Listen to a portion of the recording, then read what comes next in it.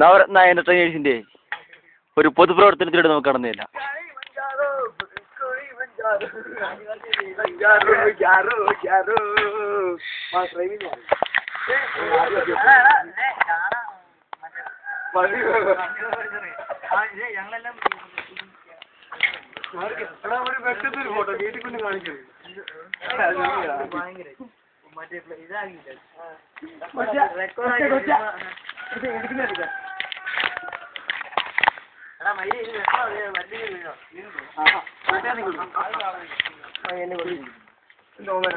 പൊതുപ്രവർത്തനത്തിന്റെ നേതാവായ മിസ്റ്റർ അരുണിനോട് നമുക്കൊന്ന് സംസാരിക്കാം. പൊതുപ്രവർത്തന നേതാവായ അരുൺകുമാർ, എന്താണ് താങ്കൾ പറയുന്നത്? ഇത് ഭയങ്കര ഒരു കാടാണ്.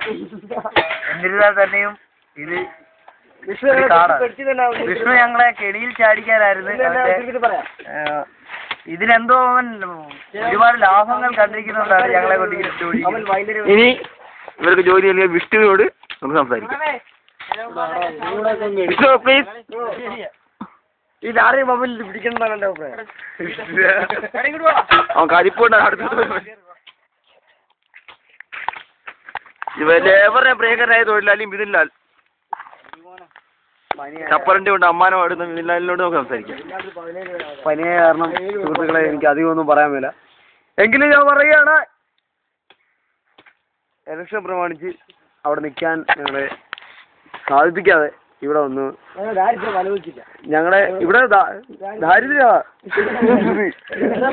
കഞ്ഞിയില്ല ഒന്നും കിട്ടുന്നില്ല.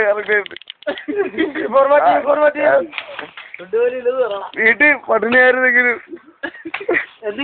കിടക്കാൻ പായു ഉണ്ടായിരുന്നു. എനിക്ക് പറയണം, വെള്ളത്തിലാ ഇന്നലെ വെള്ളത്തിൽ കിടന്നാ.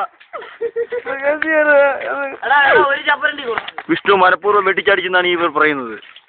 നമുക്ക് അതിന് സത്യങ്ങൾ കുഴിച്ചെടുക്കാം.